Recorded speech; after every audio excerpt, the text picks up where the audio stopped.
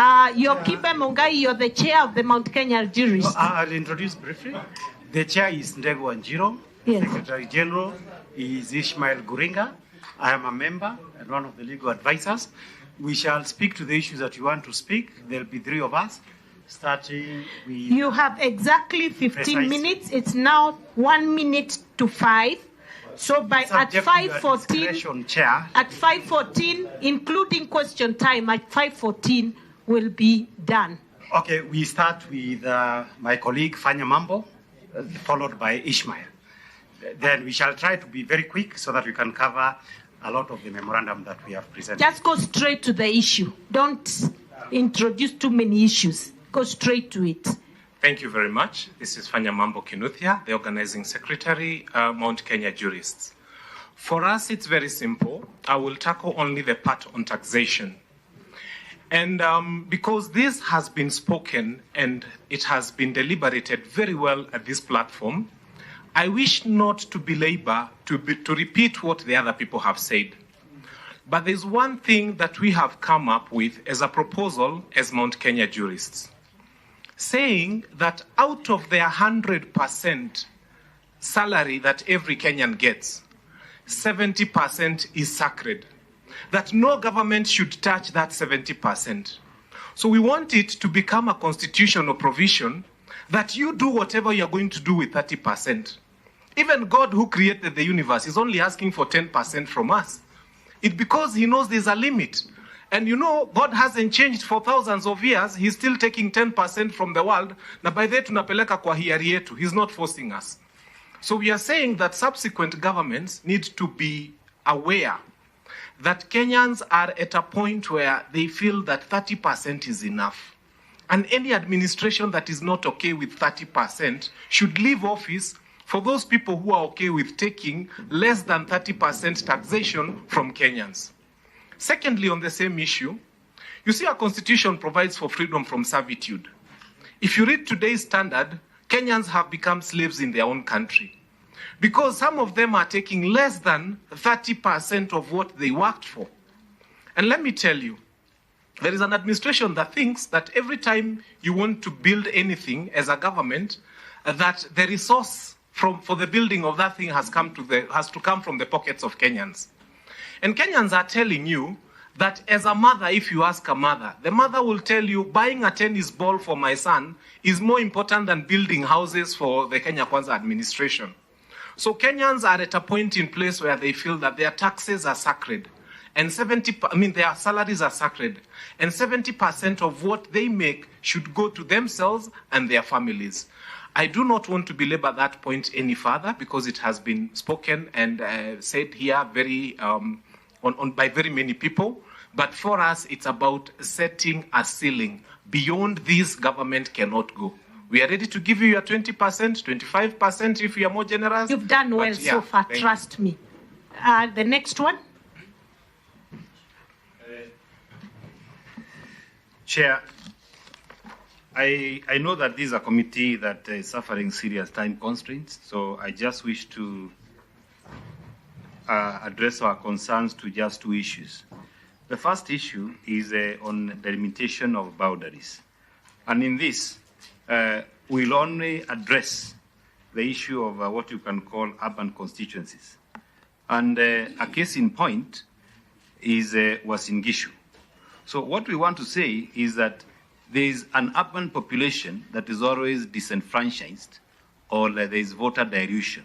And when you talk of Uasin Gishu, you'll know, or you can call it comfortably, a Pisa county, where the urban population does not have any representation because the way the county boundaries are existing, they deny them of any solid representation. The other thing that I would like to address is the issue of the protected constituencies.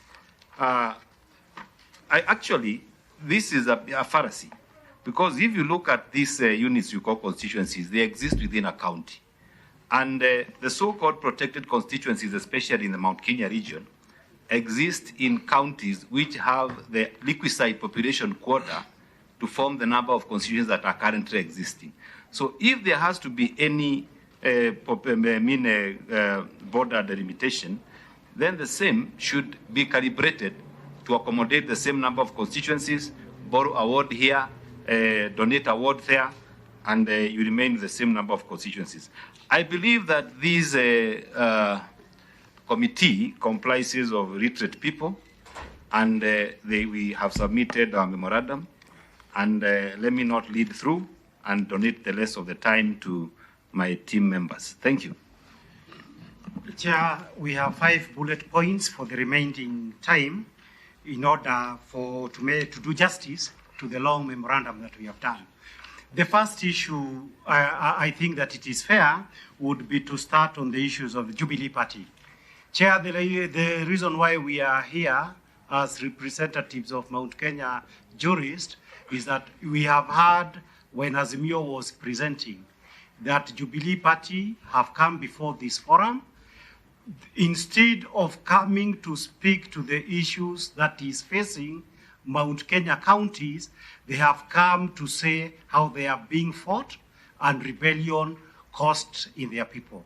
This issue is absolutely more important than can be imagined from a constitutional perspective. Because for the first time in our country, Kenya's largest community does not have a political party that can be able to speak on its behalf.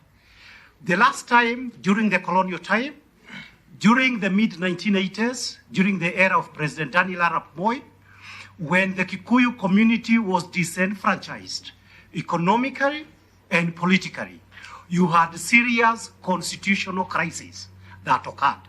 And therefore, as our first point, the issue of purely somebody imagining that you can take Jubilee Party as the last voice that can credibly be able to speak for the people of Mount Kenya is going to have very serious repercussions in view of the fact that the discontent, and I believe you come from the area, that is boiling in central Kenya, and there is nobody to give voice to that discontent, will ultimately be dangerous to this country.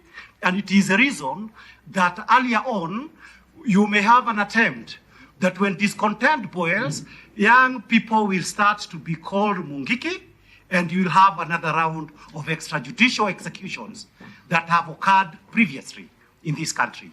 That's point one. So it's a damn serious issue, whether we have anybody speaking for us. Issue number 2 is this. The fact that for purposes of having a country, Kenya, when you speak about all these issues that you are talking about, audit of presidential elections and all these other issues, it boils down to one simple issue. And that simple issue is this, that in Kenya we have head of state, commander-in-chief, and head of government. Ultimately, in any country, it is the fidelity of the presidents to the constitutions that avoids this maandamano and ensures the country is being governed competently and to avoid financial collapse that has occurred in Ghana, Sri Lanka, and even Haiti. In saying this, we have this in mind, that if we continue to have the current trajectory, in which, for example, you do an elections in the year on the 9th of August last year. So you are president because of the vote outcome on the 9th of August last year. If on the 9th of August last year, the gazetted elections results was that Azimio Party was a majority, then it is a moment for introspections by the president. On what basis could members have been sponsored to ensure that Kenya Kwanza would get an artificial majority in parliament and to get its own founder member, Honorable Wetangula, declare that that Kenya Kwanza, which was a minority according to the elections, is ultimately the majority in Kenya. It is our submission as Mount Kenya jurist, that if those election results could simply be accepted and respected, it would be possible for this country to be governed on the basis of the actual outcome of the elections. Point number 3, and this is very important for the Mount Kenya people, the issue of resource allocations. The issue of resource allocation, and it touches our heart, that we are yet to see an elected leader from Mount Kenya speaking about this very serious issue. We have had the people dying on queues. We have had the situations where Mount Kenya counties people for bursary are getting 2,000, when other people are educating, and these are personal friends from northern Kenya. People are taking children to colleges in Kenya and even outside on government scholarship. This issue, Madam Chair, must be addressed in 2 perspectives. Perspectives number 1 is that on the issues of counties, and there are some proposals that have been made on how new counties are going to be created. We have, in these proposals, we have 1 county from Mount Kenya. This is Nyambene. If you go by that proposal, that there is only 1 county that is going to come from Mount Kenya, 2 things will happen. We share money in Kenya under the Constitution based on the number of counties that any community have. So we are running the danger that because of an apparent quietness of the elected leaders of Mount Kenya, you will have a situations in which new counties will be created to 60 or whatever number it's going to be, and Mount Kenya will only have Nyambene. So we have made a proposal in our write-up to ensure that there are additional counties created from Mount Kenya. Perspective number 2 is on what we called the difficulty. If you have a situations where in Mount Kenya counties, no new counties are created, under the presidential elections rules, it will not be possible to viably get a presidential candidate from Mount Kenya, because of the simple rules that you must get 25% in half of the counties. And there will also be the additional issue that in the Senate, despite being the largest community, people like Somalis may end up having greater voice than Kenya's largest community before the Senate. So it's a serious issue that needs to be taken. The last 2 points are these. Madam Chair, I have a reputation. You have 3 minutes. I will try to do my best, but let me just make these 2 points. Without questions. Yes. 3 minutes, and we have not yet sought any that's the issue. Questions. You can avoid the questions. Oh, we don't just... We also seek clarification. Yes, Chair, but you have discretion. If it is very important, you'll ask questions. The 2 other issues that we need to add to this particular issue is the big issue of Article 43. I mentioned that not because we don't have other important things, but because I have in recent past done several petitions arising from Article 43 of the Constitution. Article 43 is on social and economic rights. Under the constitutions of Kenya, the citizens have rights and obligations. One of the most important obligations of citizens is the obligations to pay taxes. But also, the counterpart or the other side of that right is that you have a right to be treated differently from an economic standpoint when you are a citizen of Kenya.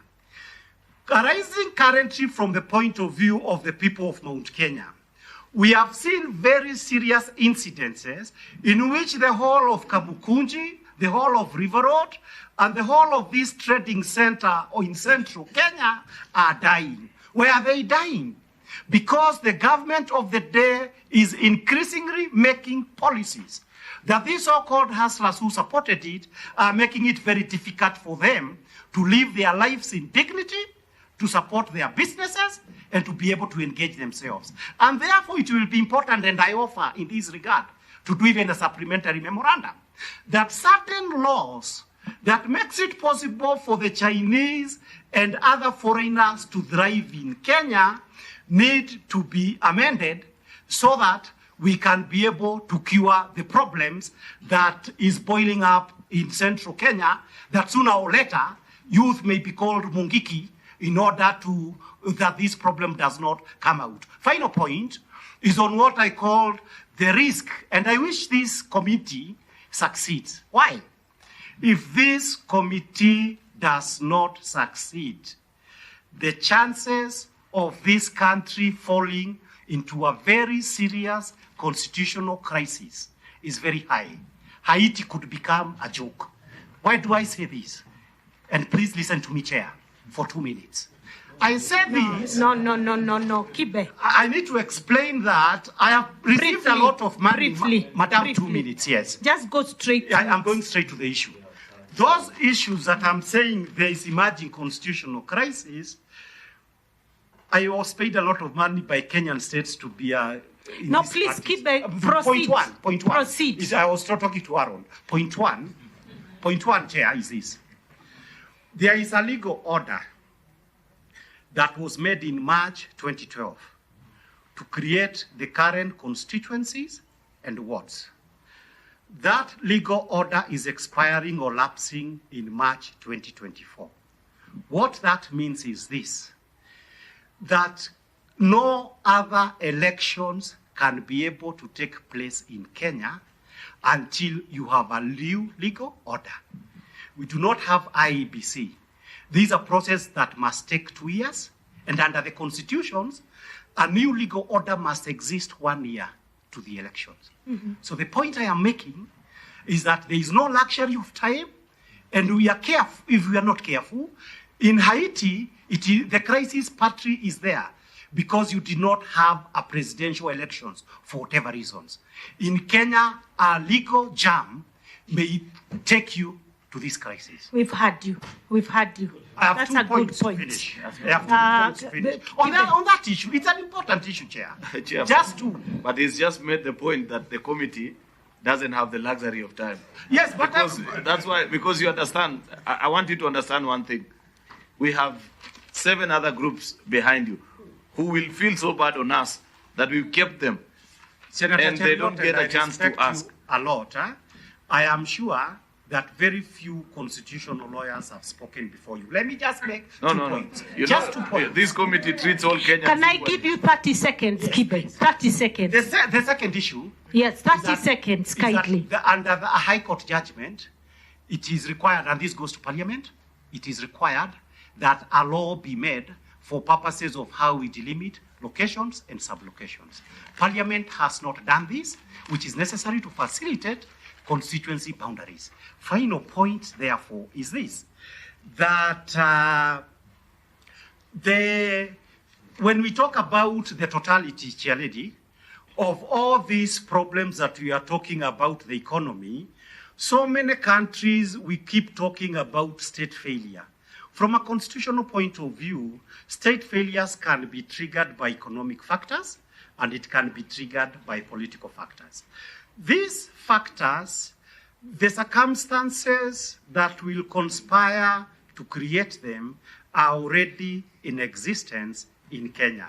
They require competent leadership that is consultative of all Kenyans, that in the fullness of time, if it comes to biting the bullet and a government of national unity is necessary, we may have to go that route to prevent state failure or collapse in this good Republic of Kenya. Thank you very much.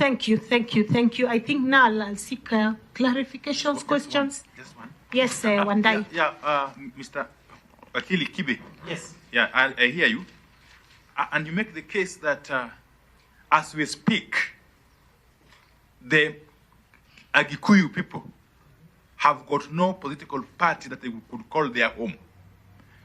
Is it that Jubilee party is the party that was recognized as the home of the Gikuyu? That is one. 2, you have claimed that the elected leadership of the Gikuyu community are not speaking for their people. Okay, and therefore there's likely to be a problem in the coming days, months, or whatever. Why, in your opinion, would elected leaders of the region not speak for their people? And especially taking into consideration the fact that the second highest elected of person in the ruling Kenya Kwanza government comes from the Gikuyu community.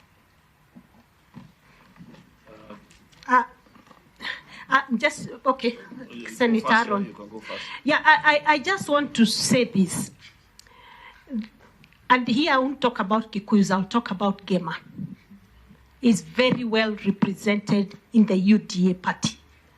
They left en masse from a political party that was supposed to be their home and chose, rightfully so, to go to a party that they felt gave them a chance to be well represented. And let me put it here on record that the elected leaders in the Gema community within the Kenya Kwanza government and the UDA party are representing their electorate accordingly and raising concerns of their people. Gema people never keep quiet when things are not going well. They never keep quiet when their people have issues, and we've done so very well. Kibe, maybe you've not seen us in the streets, but we have a platform within government to raise our concerns, and we do that very, very ably. So please, don't make us look like we are in a comfort zone. We are working very, very hard for our people. The very reasons that made us leave Jubilee are the reasons we are now working very hard for our people. Chair, I just have two clarifications that I'd wish. Is it your submission that we need to, and I listened to you, I think previously there was a group led by Wakili Ndegwa, on this position of Speaker of the National Assembly. Is it your assertion that we need to further add the qualifications for a Speaker of either the National Assembly or the Senate to limit their participation in politics? Because you appear to be faulting Speaker Moses Wetangula that he was a speaker, he was a member of Kenya Kwanza, and then he became speaker, and you seem to find fault. Yet on all other criteria of what it takes to be elected as Speaker of Parliament, he ticks. So is it your submission then that this committee should perhaps consider limiting members who can be Speakers of Parliament to only those who haven't participated in any political activities in the run-up to the election? Question one. Question two, last one, because really in the interest of time, is to the gentleman seated to your right, Wakili. Yes. Have you taken time to perhaps either read or do a study on Kenya's tax to GDP ratio and how it compares to other economies or comparable jurisdictions economy-wise? How do we fare? Are we way above, below, same? Just a comment from you on that. Thank you, Chair. Okay. To start off, Chair. Yes. Kibe, Wakili, 2 minutes. Try and just respond to those issues in 2 minutes. I know you can. Yes.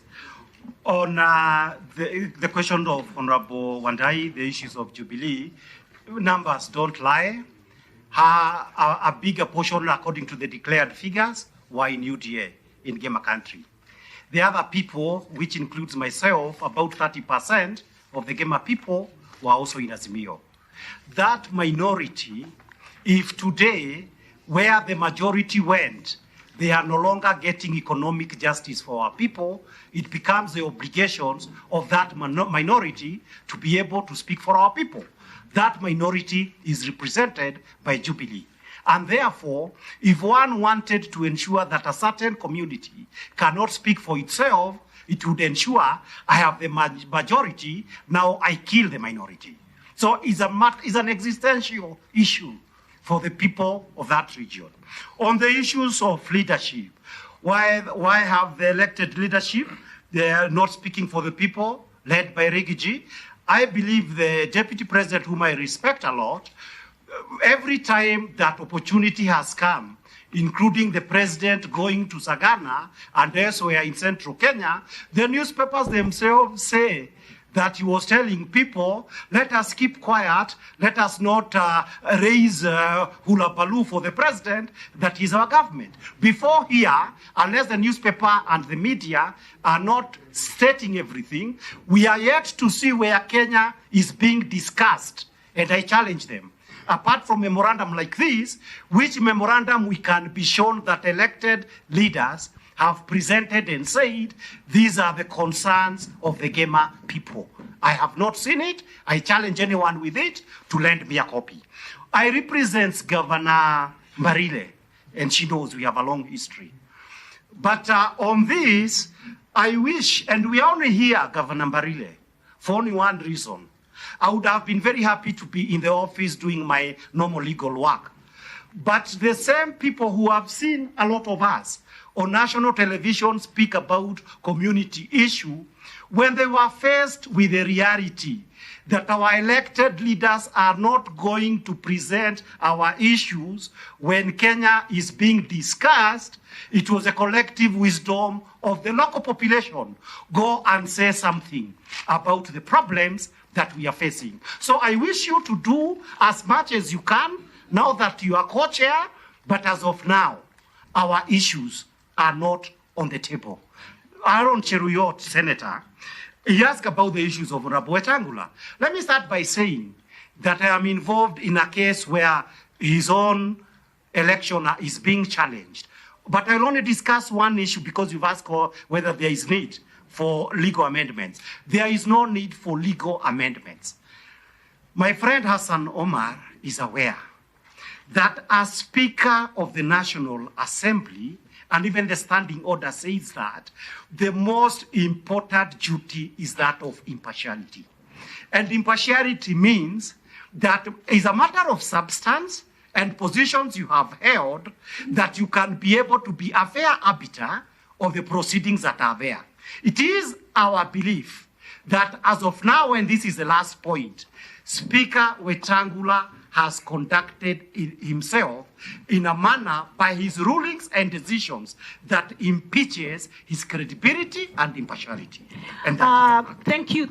I think we come to the end of this session for the There's team. a question for me, 30 seconds, I can be able to respond. Yes, yes. Honorable Senator, you come from a region of marathoners. If they were to compare themselves with others, Kenya would never win any gold marathon. We are setting the standard as the first nation in the world to say that we have a limit as to how deep you can go into our pockets.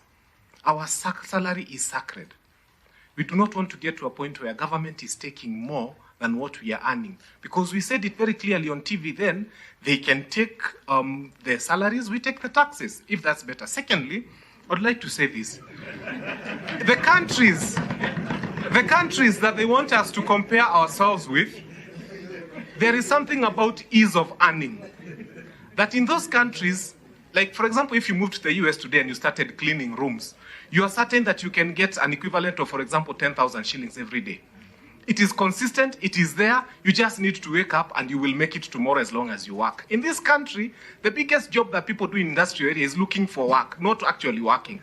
Finally, on the same, there's something called black tax that is most of the times found in our African countries. And black tax means, like, if I'm a firstborn, there's a very high chance I'm going to educate all the other siblings who follow me. In those countries we want to compare ourselves with, their governments are so responsible, they have taken care of their people so well that there is no this other black tax. Because even if we pay this 30%, if we give you the 30% we are saying, still, in my cup of tea, you reach for the water, you reach for the tea leaves, you reach for the milk, you reach for every taxable thing in my cup of tea. By the time I'm done with that cup of tea, it was a cup of taxes. So not only are we paying 70%, but not only are we paying more than 30% in taxation, the little that we are left with, government is still reaching for it through fuel and other means. By the time you go home, you have nothing left. Thank you. Senator Aaron, you want to say something? No, just briefly to ask Wakili to take time to read about tax to GDP ratio, because that is not what I asked you about. I can answer you. No, I actually want to end this conversation. Kindly. Thank you. I doubt that you can. Oh, I can. Thank you. That you can. Thank you. Another time, you can have a cup of tea. You can have a cup of tea on that conversation. I now seek to have the next online. And we have civil society reference group.